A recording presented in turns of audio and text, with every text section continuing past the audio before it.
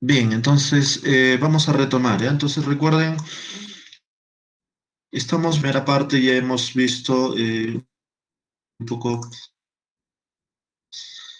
recordando, ¿no es cierto? Hemos estado trabajando todo y es su fin, ¿no es cierto?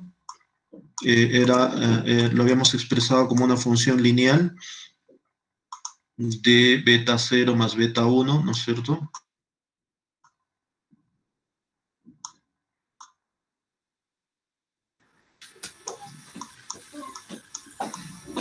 Multiplicado por la variable x y esto más el término de error, ¿no?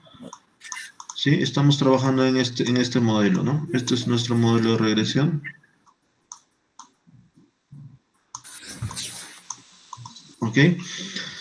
Entonces, a partir de este modelo, nosotros hemos hecho, lo que hemos hecho es estimar los parámetros nada más todavía, ¿no? Hemos estimado los parámetros beta cero y beta uno a partir de información muestral. Recuerden que para nosotros datos era, y nuestras incógnitas eran el beta cero y beta uno, ¿no? Entonces, ¿cómo lo hemos obtenido el beta cero y beta uno, ¿no? Hemos hallado su valor aproximado, ¿no? Es un estimador de beta cero y un estimador de beta uno.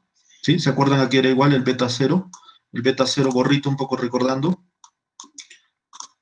y hemos demostrado algunas propiedades de estos dos estimadores también, ¿no? ¿Se acuerdan? El beta cero gorrito aquí era igual, la fórmula.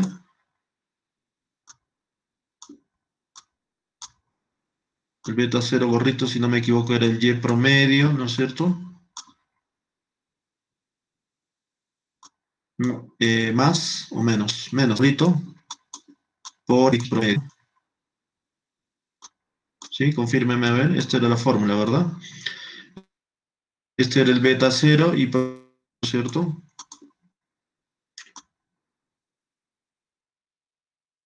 Micro, no voy a poder leer vuestros mensajes, estoy yo en la página. Beta uno gorrito es igual a, hemos dicho, este cociente era en el numerador la covarianza y en el denominador la varianza de X, ¿no? O simplemente lo hemos expresado de esta forma, ¿no? Sumatorio de, ¿no es cierto? El X, a los X le restábamos, ¿no es cierto? Su valor medio, o sea, el X barra, y esto lo multiplicamos todavía por el Y sub i, menos su promedio. Entonces, esto era en el numerador, a esto le hemos llamado la covarianza muestral, ¿no? Y en el denominador iba la varianza de X, ¿no? Sí, esto era el X menos X promedio.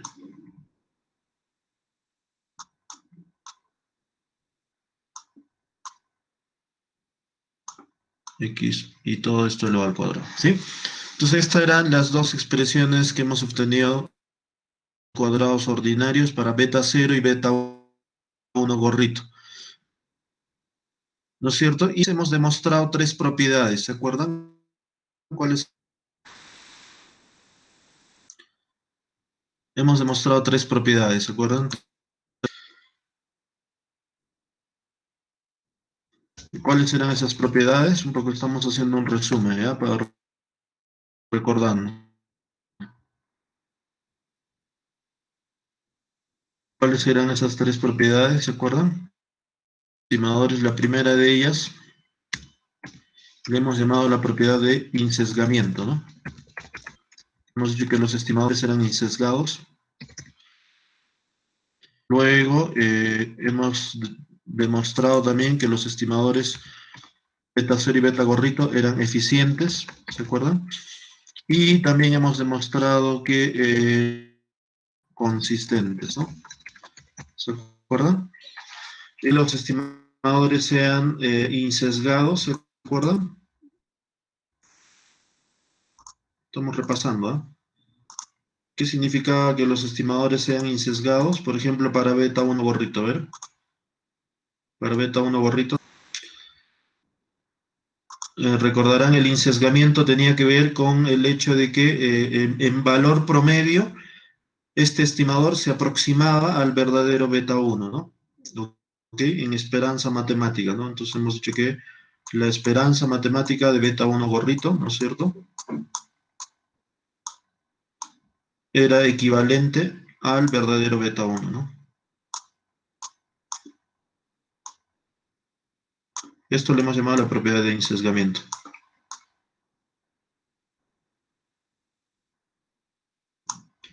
¿Ok? Esta era la propiedad de estimador beta 1, tenía que ser equivalente al beta 1, ¿no? ¿Qué significa que el estimador beta 1 sea eficiente? ¿Qué significaba la eficiencia, se acuerdan? ¿Qué significaba la eficiencia? ¿Están ahí? A ver, vamos, Cuando contribuyan, la a ver. varianza o se aproximaba a Ok, cero, ¿no? exactamente. Hemos dicho cuando la varianza de este estimador, o sea, varianza de beta 1 gorrito, hemos dicho que era min, ¿no es cierto? O mínimo, ¿no? Que la varianza de beta 1 gorrito, hemos dicho que era min, ¿no?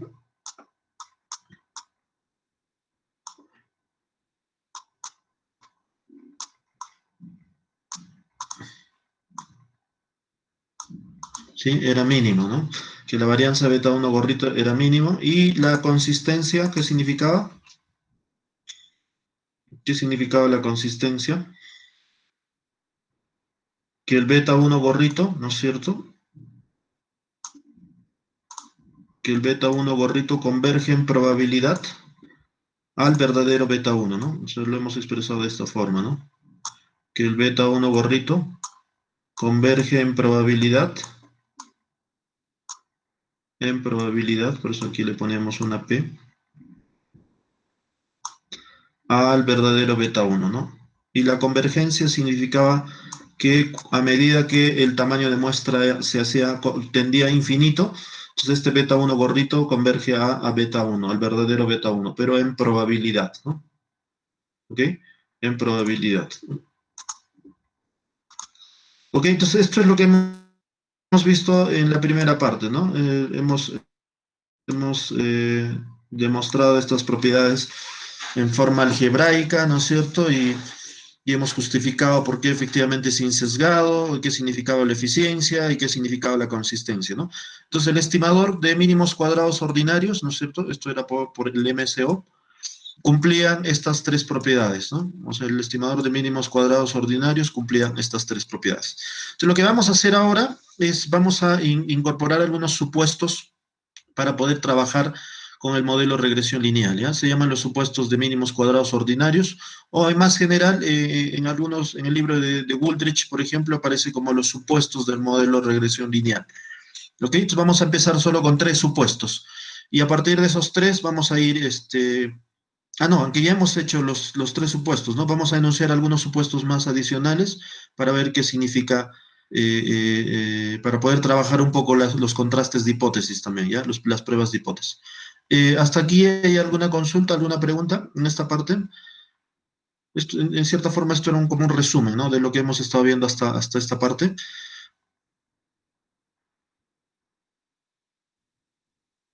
Estamos hasta ahí todo bien, ¿verdad? Entonces, de hipótesis vamos a incorporar, ¿se acuerdan? Hemos visto tres supuestos, ¿no? ¿Cuáles eran esos tres supuestos?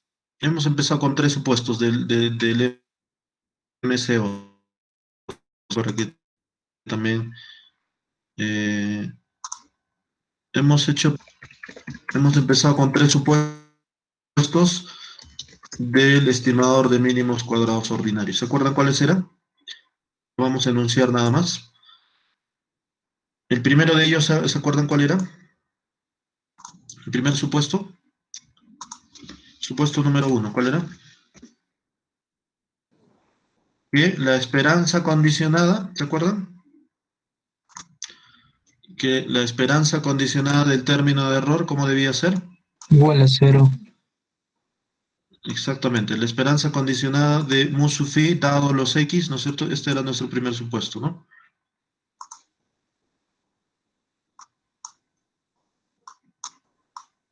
La esperanza condicionada de mu sub phi, ¿no es cierto? X. Dado los x,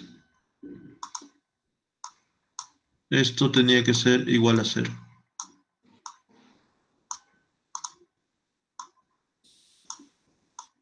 ¿Se acuerdan? ¿Y esto qué significaba? ¿Se acuerdan? Esto también lo hemos analizado, ¿no? ¿Qué significaba este supuesto? Que la esperanza condicional del término de error, ¿no es cierto? Este mu sub phi, sea igual a 0. ¿Qué significaba? ¿Era incorrelacionado, profesor? ¿O la variable era Que, incorrelacionada? claro, esto significaba que los x con los errores no tenían que estar correlacionados, ¿no? O al revés, ¿no? Que los errores no tenían pues, que estar correlacionados con los regresores, ¿no? ¿Ok? Que la covarianza entre estos dos tenía que ser 0, ¿se acuerdan? Ya hemos puesto varios ejemplos, ¿no? Para justificar por qué los errores no tenían que estar correlacionados con los x, ¿no? ¿Ok? Porque si a ese supuesto le hemos llamado exogenidad, ¿no? Para que los x realmente deben ser exógenos, ¿no? Y para que los x sean exógenos, hemos dicho que la covarianza entre el mu sub phi con el x tiene que ser 0, ¿no? Eso implica esto, ¿no? Ese era el supuesto 1. El supuesto 2, ¿cuál era el supuesto 2?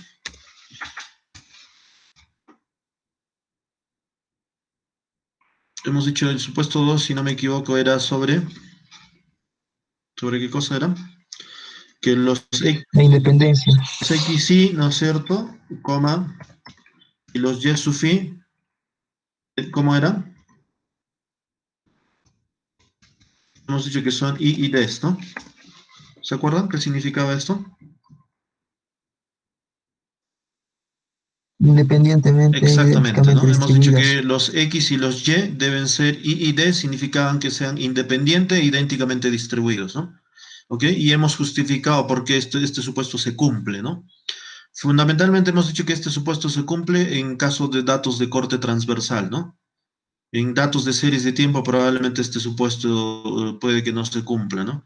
El hecho de que los X y con los Y sean I y D significa que debido a que nosotros estamos trabajando con una muestra y esa muestra la hemos obtenido mediante un proceso aleatorio, ¿ok? Mediante un proceso aleatorio.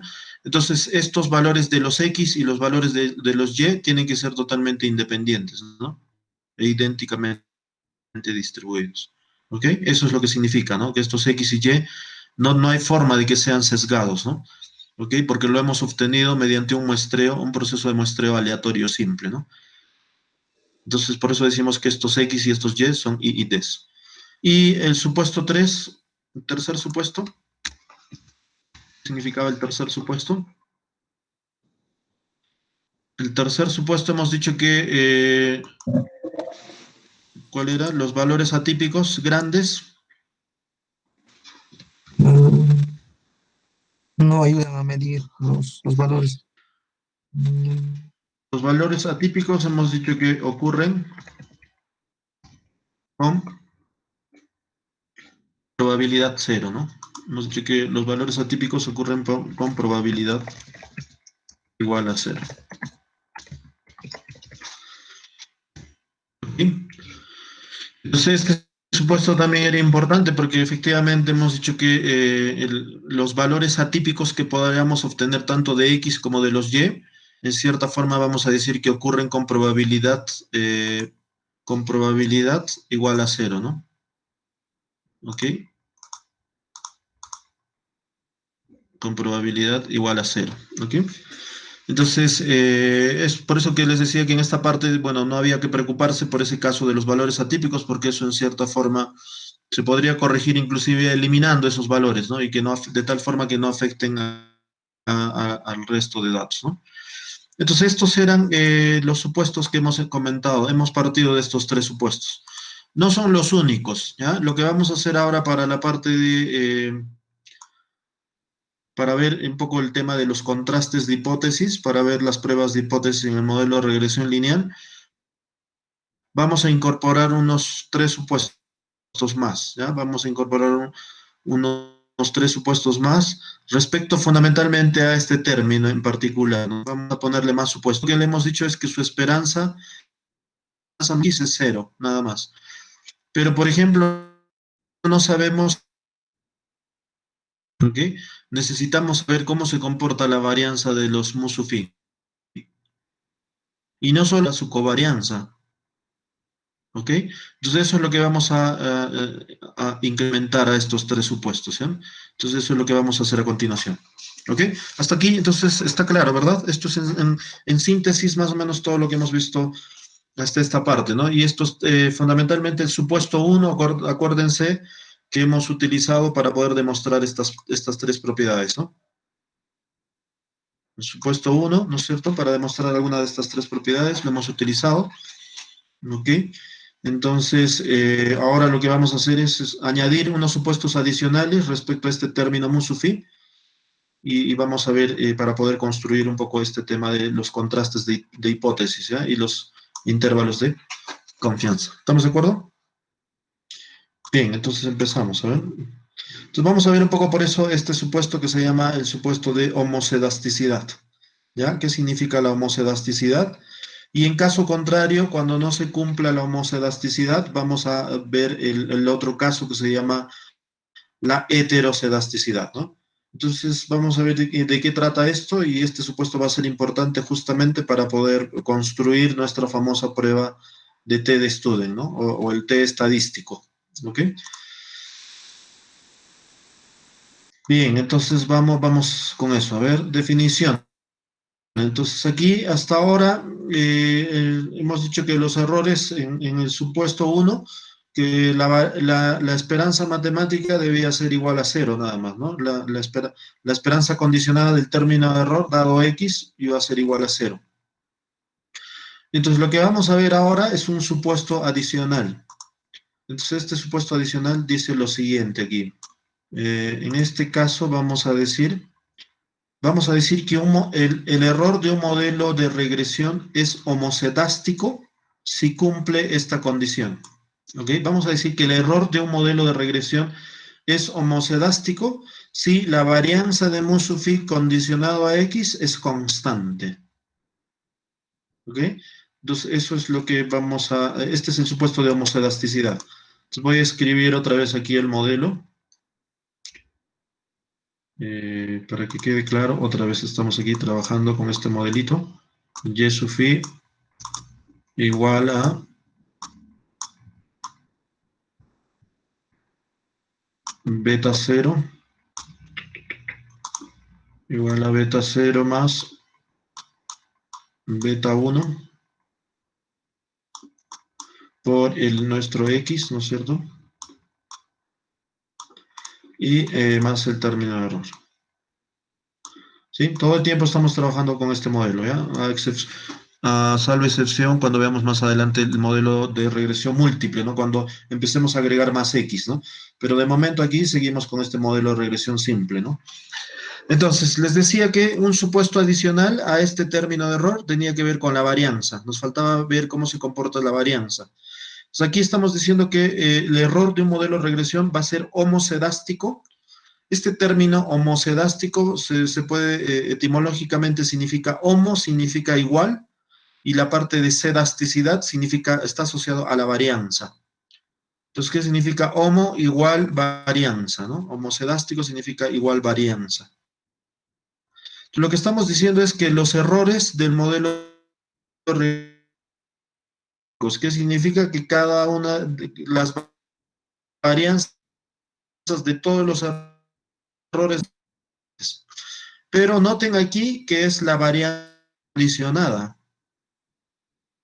no es la varianza no condicional, sino es la varianza condicionada. Varianza de mu sub phi condicionado a x es constante.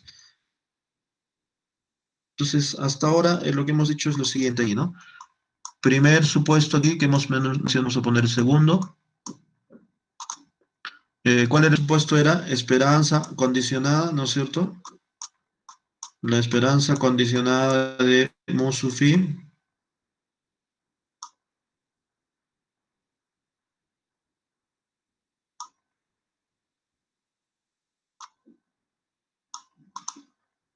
¿sí? Dado los x, ¿no es cierto? Esto tiene que ser igual a 0.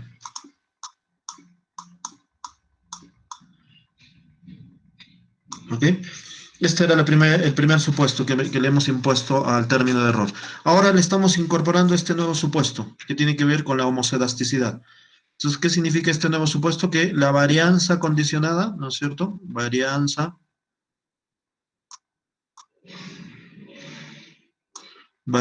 de mu sub phi, ¿cómo debe ser condicionado con los x? Dado los x,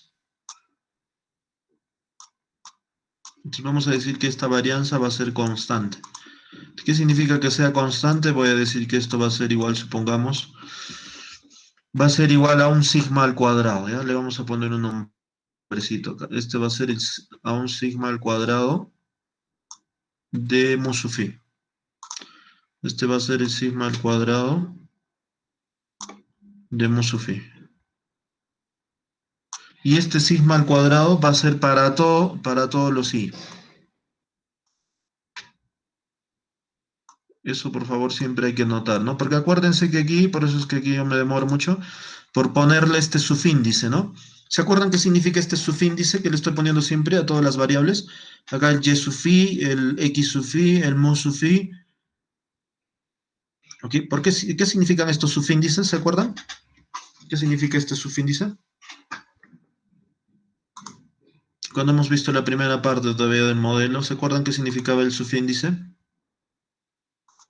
Este subíndice Los aquí. individuos. Exactamente, los individuos, ¿no es cierto? Ese subíndice nos está haciendo referencia a un individuo o a un elemento de la muestra, ¿sí? Nos está haciendo referencia a un elemento de la muestra. Acuérdense que nuestra muestra es de tamaño n, ¿ok? Acuérdense que esta ecuación que vemos aquí, esta ecuacióncita se repite para los n individuos de la muestra, ¿sí? Acuérdense que esta ecuación que vemos aquí para los n individuos de la muestra, para el individuo 1, individuo 2, individuo... Por eso es que estamos poniendo los subíndices, ¿no? Eso es, digamos, una complicación en esta parte, en el libro de Stock y Watson, porque se trabaja gran parte con los subíndices, ¿no? O sea, lo estamos trabajando como para un individuo de la muestra, ¿no? Esta ecuación que vemos y estos supuestos que vamos enunciando. Aquí también, me estaba olvidando, esta esperanza de mu sub phi dado x igual a 0, esto también es para todo i, ¿ok? Es para todos los individuos de la muestra, ¿sí? Importante. ¿Ok? Para todos los errores de la muestra. Estoy diciendo que se cumple, que es constante, es para todos los individuos. Entonces, esto de expresar el modelo lo podríamos, una forma de evitar estar trabajando para una muestra, ¿no? Para todas en su... Si trabajásemos expresándolo para toda la muestra, esto ya no tendríamos que trabajar de esta forma, ya no tendría que estar utilizando este subíndice y esta expresión de para todo i, ¿no? ¿No? ¿Ok? Toki Watson, gran parte del análisis, bueno, prácticamente en todo el libro, ¿no? Se trabaja a nivel de un individuo de la muestra, ¿ok? Por eso que aparece este subíndice, ¿no? En este caso, este subíndice I, estamos haciendo referencia a que estamos trabajando con datos de corte transversal. Pero si estuviésemos trabajando con datos de series de tiempo, acuérdense que este subíndice, en lugar de I, lo cambiaríamos o trabajaríamos con el subíndice T minúscula. ¿Ok? Sería Y sub T, X T, mu sub T, ¿no? ¿Estamos de acuerdo? Ok, entonces este segundo supuesto que le estamos imponiendo al término de error, de que la varianza de los residuos, o perdón, de los errores, condicionado a los X sea un sigma al cuadrado de mu sub phi para todo I, esto significa homocedasticidad. ¿Ok? Esto significa homocedástico. Entonces vayamos un poco a analizar un poco más allá de la expresión de la varianza, ¿qué significa la homocedasticidad? ¿Qué significa que la varianza de los residuos, o perdón, de los errores sea constante? ¿Alguien me podría explicar qué significará eso? O sea, más allá de la varianza, ¿no? Más allá de lo evidente, dígame, ¿qué significará esto en términos intuitivos? ¿Por qué es importante imponer este supuesto? ¿Alguien me puede explicar? ¿Por qué será importante el supuesto de homocedasticidad?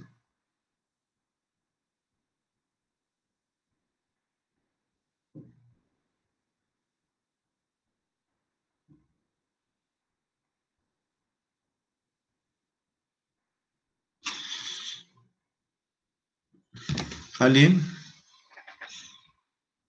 ¿Qué significa la homocedasticidad? O sea, en términos intuitivos.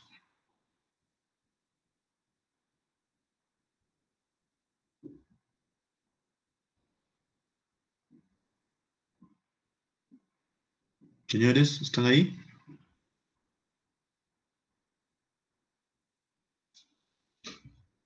Vamos a ver, ¿hay alguien que me pueda decir qué significará este supuesto de homocedasticidad? Más allá del, quiero que me expliquen un poco más allá de lo obvio, ¿no? No quiero que me repitan que la varianza es constante. O sea, ¿qué significa que la varianza sea constante a lo largo de la muestra?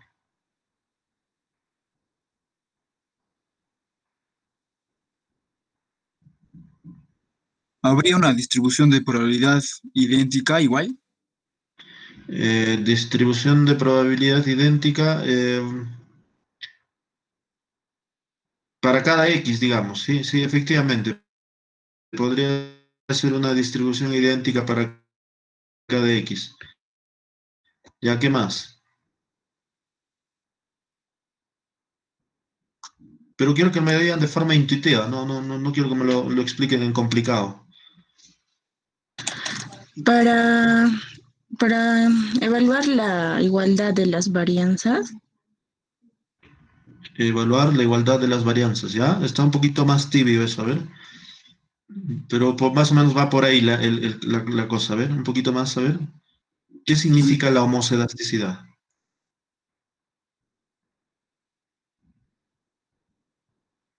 Profe, ¿podría ser si la distancia entre cada error va a ser igual?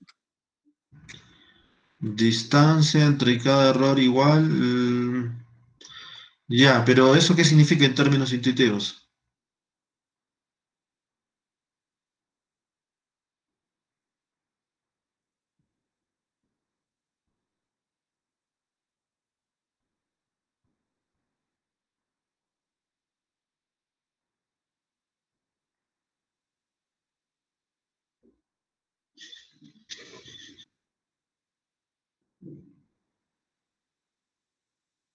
¿Nadie? ¿No saben ustedes? digamos la misma. ¿Otra vez? ¿No te escucho? Tener la misma visión, ya. ¿Y eso qué implica? O sea, tener la misma dispersión. Iremos dándole vuelta en esta expresión, pero quiero que un poquito vaya un paso más adelante de esta ecuación matemática, ¿no? De esta condición, no en complicado.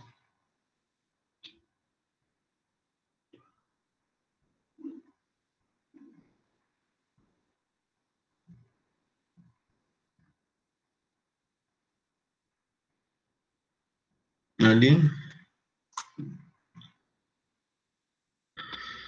¿Saben ustedes, no? ¿Por qué le están interpelando a nuestra ministra de Economía?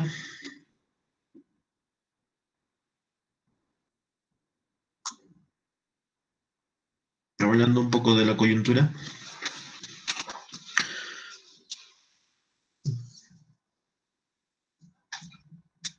Lamentablemente a nuestra ministra de Economía le están interpelando por no saber explicar bien las cosas económicas o las medidas y las políticas que implementa el gobierno, no las sabe explicar en términos simples, ¿no?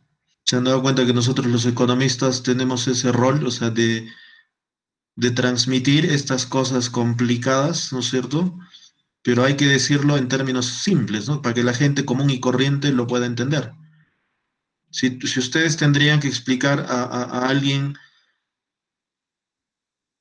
de vuestra familia este concepto de homocedasticidad, ¿cómo lo harían en términos simples? ¿Mm?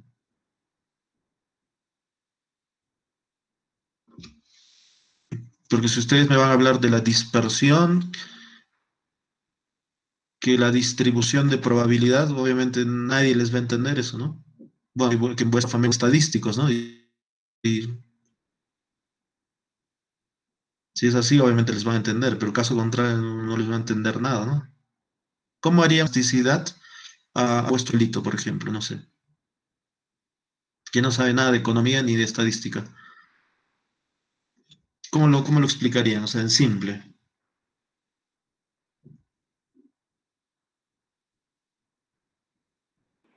Profesor, sería que el valor del mu condicional o x no debe ser constante para no influir mucho en que sería buen modelo. Ya, pero igual, ¿no? Créeme que si esa respuesta o esa explicación le hubieses dado a tu abuelito o a algún familiar tuyo sobre el concepto de moselasticidad, ¿te hubiese entendido? Profe, ya la variación de alrededor de la línea de presión es la misma para todos los valores. Es igual. Profesor, ¿Sí? Modelo más sería pues, de la demanda, demás factores que afectan al modelo quedan constantes. Ya. Pero no va por ahí la cosa.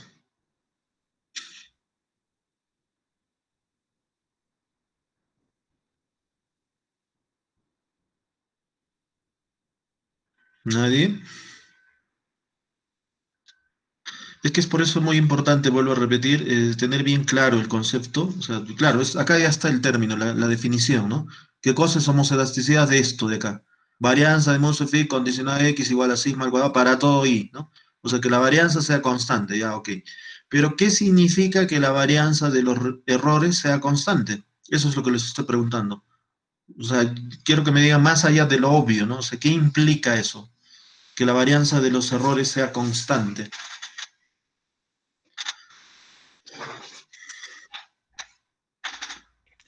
Profe, puede ser que el Entonces, modelo sea más fiable. más fiable, ya. Siempre buscamos eso, ¿no? No solamente con la homoselasticidad, en general,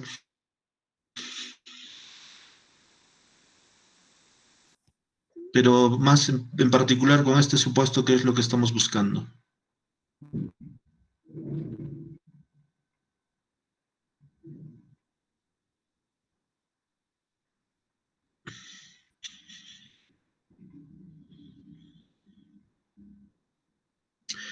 Ok, entonces, bueno, acá creo que en el ejemplo habla un poco de la brecha de género en salarios, ¿no? ¿Qué pasa con la brecha de género en salarios, se acuerdan? Observábamos que los hombres ganaban más que las mujeres, ¿se acuerdan? Según las estadísticas, yo les comenté que si ustedes hacen el ejercicio de hallar el promedio de los salarios de los hombres en el Cusco nada más, si quieren pueden hacer el ejercicio, pueden coger los datos de la ENAO, la Encuesta Nacional de Hogares, y pueden hallar el promedio de los salarios de hombres en el Cusco y también pueden calcular el promedio de los salarios de las mujeres. ¿Y qué es lo que van a encontrar? Que el salario promedio de los hombres es superior al salario promedio de las mujeres. ¿Ok? ¿Y qué variable está explicando eso? El género.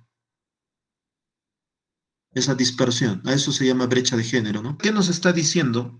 Que la varianza de los errores sea constante, o sea, la misma.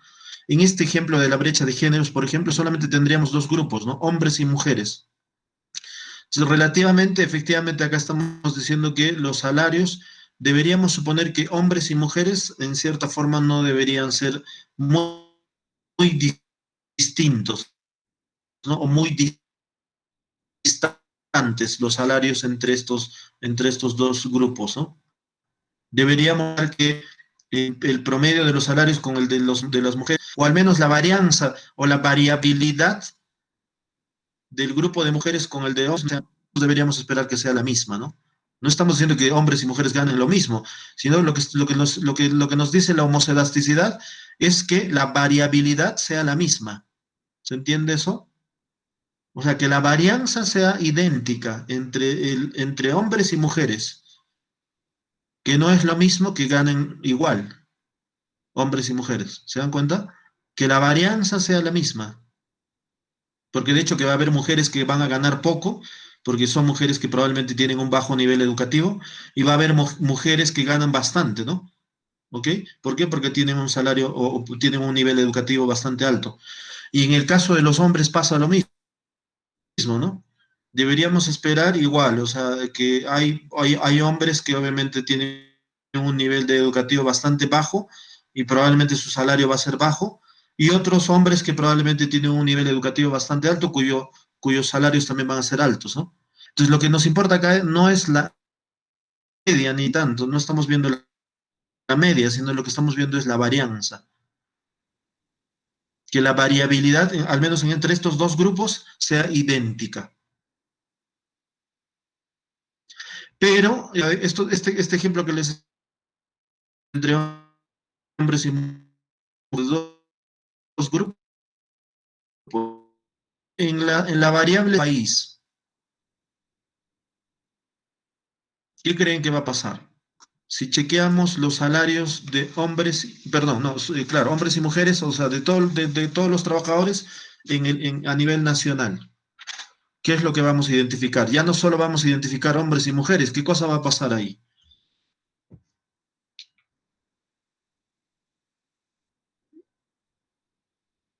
¿Qué me dice? A ver, ¿qué vamos a... Ya, va a haber, ok, tema, grupo de edades también. ¿Qué más? ¿Qué más vamos a identificar ahí? Nivel educativo,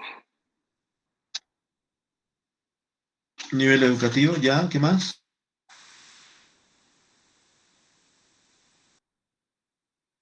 ¿Qué cosa más identificamos? O sea, si ya comparamos salarios de trabajadores a nivel nacional, obviamente ya la cosa se va a dispersar totalmente, ¿no? Y probablemente vamos a chequear que en la región Lima los salarios un poquito se van a empezar a disparar, ¿no? Si chequeamos Lima, obviamente vamos a ver que hay gente, varones y mujeres que ganan bastante, o sea, salarios que están por eh, salarios muy altos, y probablemente también vamos a observar gente que gana muy poco, ¿no? O sea, ya la dispersión va a crecer. Pero eso debido a qué? Ya no solamente debido al género, ¿no? Ya no se va a deber solo al género, sino probablemente se va a deber a que va a haber gente que trabaja no sé, pues en el sector financiero, o va a haber gente que trabaja en el sector minería, gente que trabaja en el sector gobierno, total. Suponer que en ese caso, suponer que un vez gana lo mismo que un trabajador que trabaja en Puno, en Tacna, en Moquegua, ya es bien complicado, ¿no? O al términos de la varianza al menos, ¿no? Ya es bien complicado. ¿Se dan cuenta? Entonces, ¿qué estamos diciendo con la homoselasticidad más allá de esta expresión?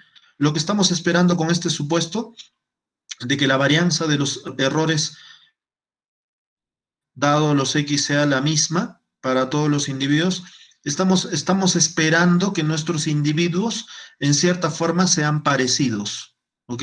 Que sean en cierta forma parecidos a lo largo de nuestra muestra, ¿ok? Eso es el supuesto de homoselasticidad. Estamos esperando que sean parecidos, ¿ok? Entonces, porque si ya vemos que la gente se empieza a dispersar a medida que nos vamos ubicando, en especial en la capital, y vemos que ahí los salarios ya se van dispersando demasiado, va a haber gente que gana bastante, salarios muy altos, y va a haber gente que también obviamente ya complicado. Entonces diremos, ok, entonces los errores ya no son homocedásticos, heterosedásticos. Y aquí pasamos a este supuesto de aquí abajo. ¿Se dan cuenta? Entonces, este supuesto de homocedasticidad, en términos simples, ¿qué significa? Suponer que los individuos con los que estamos trabajando en nuestra muestra son relativamente idénticos, ¿ok? Porque si ya suponemos que estos tipos son totalmente distintos, claramente se van a empezar a dispersar, ¿no? ¿Ok? Entonces, eso es lo que implica la homoscedasticidad. Suponer que los individuos, ¿no es cierto?, en términos de sus errores, o sea, sus gustos y preferencias, su productividad, etcétera, etcétera, son más o menos idénticos, ¿no? Pero ¿qué pasa ya también si empezamos a suponer que en ciertas regiones ahora, como hay más gente migrante, por ejemplo, hay bastante venezolano, entonces, si ya en nuestra muestra ya tenemos trabajadores venezolanos, pues probablemente ahí ya no podemos sostener también este supuesto de homocedasticidad, porque claramente vamos a decir, oye, la gente migrante, los venezolanos, probablemente no tienen los mismos gustos y preferencias, no tienen la misma productividad, etcétera, etcétera. ¿Sí? Entonces, esto es lo que implica la homocedasticidad, ¿ya? Suponer en cierta forma que los individuos de nuestra muestra son más o menos idénticos, ¿no? Al menos en sus errores. Por lo tanto, es por eso que suponemos que su varianza es constante. ¿Ok? Acá hemos puesto el ejemplo de salarios de hombres y mujeres, ¿no? Pero vuelvo a repetir, si comparamos una muestra completa de trabajadores, ya no solo vamos a ver dispersión en términos de género, sino o chequearemos también dispersión en términos de los sectores productivos en donde laboran cada uno de estos trabajadores, o también según las regiones, ¿no? Podría haber dispersión a nivel de regiones, por ejemplo. ¿Ok? No es lo mismo un trabajador en Tumbes que un trabajador en Piura, en Lima, en Cusco, en Tacna, etcétera, ¿no? O sea, no, probablemente no, este supuesto no es sostenible ya cuando empecemos a trabajar a nivel de todo el país, ¿no? Pues probablemente ahí vamos a tener que asumir que nuestros errores son heterocedásticos y ya no homocedásticos. ¿Se entiende el ejemplo?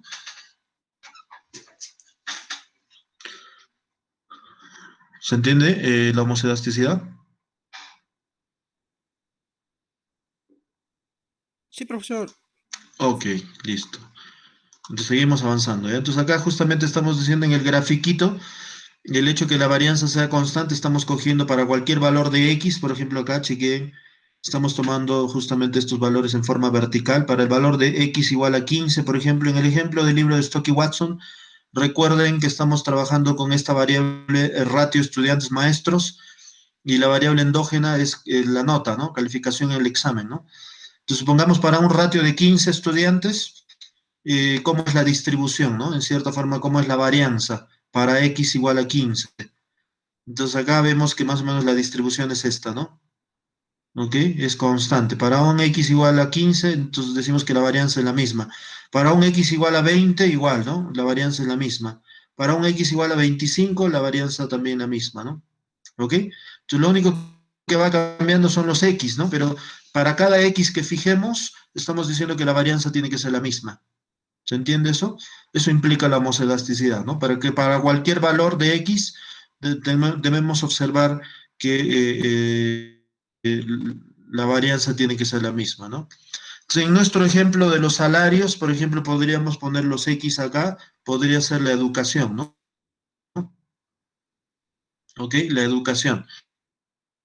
Digamos, para la gente, si comparamos de secundaria, lo que uno debería esperar es que para aquellos individuos que tienen solo secundaria completa, sus salarios, en cierta forma, su varianza debería ser constante, ¿no? La varianza debería ser la misma, ¿no? Para todos los que más o menos han terminado la secundaria nada más, ¿no? Pero obviamente si ya comparo para el otro grupo y me voy para aquellos que tienen, digamos, superior, si ya tienen un nivel de educación superior, ¿no es cierto? Entonces, si ya los comparo a todos los que tienen educación superior, igual tengo que esperar que su varianza tiene que ser constante. ¿Ok? ¿Sí? Entonces, dados los X, debemos esperar que su varianza tiene. Ok, este es justo el ejemplo que estábamos hablando, ¿no? Ingresos medios por hora versus años de educación. Aquí está, ¿no? Este es el ejemplo que les estoy contando, ¿no? Acá ya tenemos este grafiquito, la figura 5.3 de los ingresos salariales por hora y 29 y 30 años en Estados Unidos, ¿no? En el año 2008. ¿Sí? Y ahí vemos, ¿no? Chequen, por ejemplo, a medida que los años de educación van aumentando, Noten que los puntitos van siendo cada vez más altos, ¿no? Cuando estos puntitos van siendo más altos, ahí estamos diciendo que en cierta forma la varianza está aumentando, ¿no? ¿Ok? La varianza aumenta a medida que la gente es más educada, ¿no? O sea, como que vamos a ir observando que va a haber gente que se va a ir disparando, ¿no? O sea, va a haber gente que va a ganar mucho más, probablemente. Y obviamente a medida que gente que tiene bajo nivel de educación, también hay, por ejemplo, acá noten, ¿ah? Los que tienen, ¿no? Estos puntitos que están formados aquí en esa primera columna, noten que hay gente que tiene salarios altos igual, ¿no? Este tipo de aquí, ¿no? Este puntito, ¿ok? Esto podríamos encontrar probablemente, por ejemplo, si ustedes se van a Juliaca, se han dado cuenta que gran parte de la gente en Juliaca son gente que tienen salarios altos, ¿no? Ingresos altos, ¿ok? La pregunta es ¿por qué? ¿Ah? ¿A qué se debe? Y si ustedes chequean su nivel de educación de esos tipos, su nivel de educación es bastante bajo. Entonces, ¿a qué se debe que estos tipos tienen salarios altos?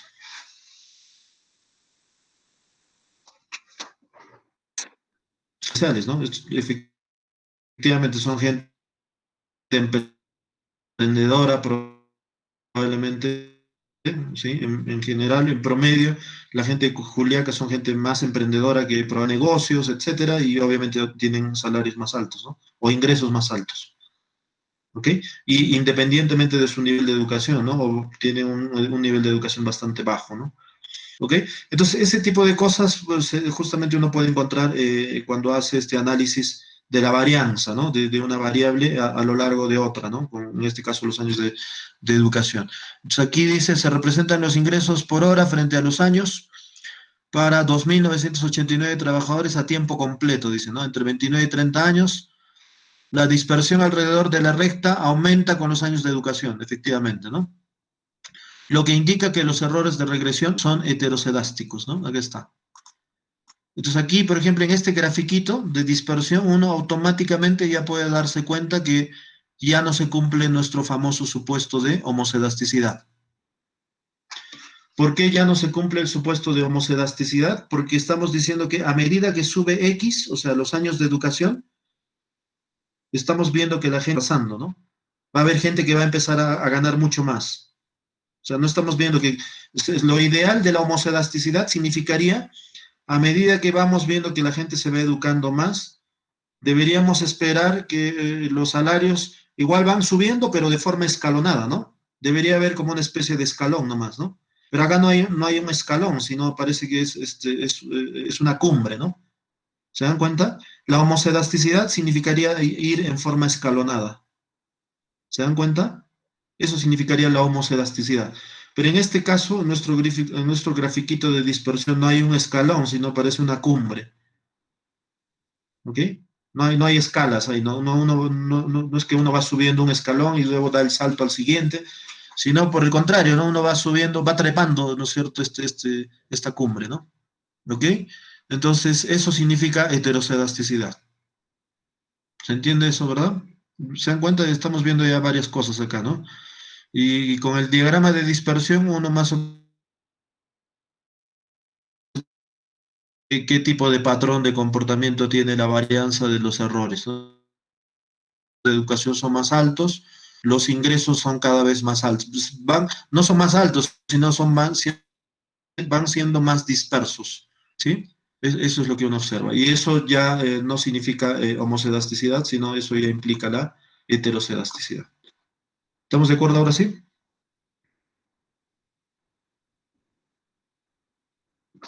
Bien, entonces seguimos. Y en este caso, ¿qué implicaría esto, no? En el anterior hemos visto que en este grafiquito de dispersión era la heterocedasticidad, y aquí, ¿qué diríamos? En este gráfico de dispersión, donde tenemos acá las calificaciones en los exámenes versus el ratio estudiantes-maestros, acá hay homocedasticidad o heterocedasticidad.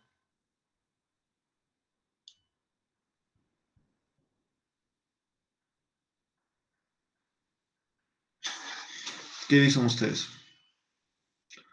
En este grafiquito, ¿qué podríamos concluir? ¿Que hay homocedasticidad y heterocedasticidad?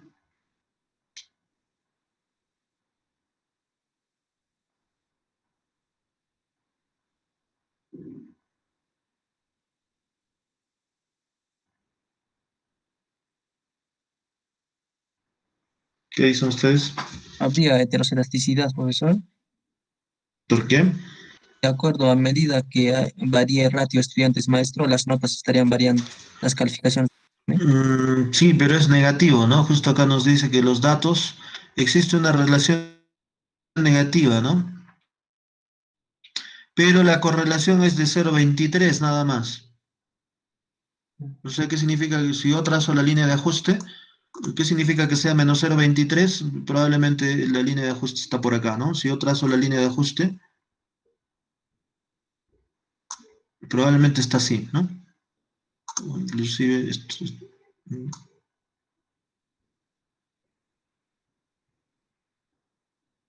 probablemente está así. Ah, bueno, estoy exagerando aquí. O sea, es relación negativa, pero está por ahí. Ahí. ¿Ok? En esa línea roja que acabo de trazar hay relación negativa, pero ¿qué tipo de relación negativa es? ¿La relación es fuerte o débil? Débil. Eh, Es bastante débil. O sea, en el límite esta línea tiende a ser horizontal. ¿Ok? Entonces, si tiende a ser horizontal, y encima los puntitos noten que están muy dispersos, en cierta forma, en este caso sí podría haber un poquito de homoscedasticidad, ¿no? Acá sí, porque obviamente no hay un patrón bien definido, ¿no? ¿Ok? No hay un patrón, noten que los puntitos están bastante alejados, ¿no? Es decir, que a medida que el ratio estudiantes-maestros sube, las calificaciones bajan, ¿no? O sea, sí hay algo de eso, pero noten que la relación es baja, ¿no? Por eso que aquí la correlación, ¿no? Entonces, eso también hay que notar. Puede que haya heterocedasticidad sea muy leve, ¿no? Es muy baja. ¿Se dan cuenta? Debido a esta relación, ¿no? Entonces vamos a ir chequeando esto, ¿no? Entonces, que las que los errores sean homocedásticos, hemos permitido que sean heterocedásticos. Entonces ahora poner que sean homocedásticos, ¿no? Insesgados y asintóticamente normales. Los supuestos de mínimos cuadrados no establecen restricción, no hemos puesto esto todavía como un supuesto. Y la homocedasticidad o heterocedasticidad no afecta a las propiedades consideradas hasta ahora, ¿no? No afecta a la incidez ni tampoco a la consistencia ni a la normalidad. Pero hubo homocelasticidad, ¿ok? Es el problema de la eficiencia, al supuesto de eficiencia ordinaria, ¿ya? Son homocelásticos, ¿no es cierto? Vamos a ver este teorema de Gauss-Markov. Los MSO son eficientes entre todos los estimadores lineales insesgados, ¿no? Eso es lo que nos dice el teorema de Gauss-Markov. Si los errores, entonces los estimadores MSO son los mejores estimadores lineales insesgados. Famoso teorema de Gauss-Markov. ¿Ok? Entonces el teorema de Gauss-Markov nos dice que si se cumplen los supuestos del modelo de regresión lineal, o sea, esperanza condicionada igual a 0, X y D es probabilidad 0, y que los errores sean homocedásticos, entonces vamos a decir que los estimadores lineales insesgados. O sea, ¿qué significa? Que sean los mejores, y eso es lo que nos garantiza este famoso teorema de... Entonces, esto lo vamos a ver en la próxima clase, ¿ya? Bien, entonces yo les voy a... Estamos un poco retomando nuestros temas. Les voy a pedir que para la próxima clase revisen, ¿ah? ¿Alguien me puede confirmar? El capítulo 5 o 6 creo que es este, ¿no? Del libro de Stocky Watson.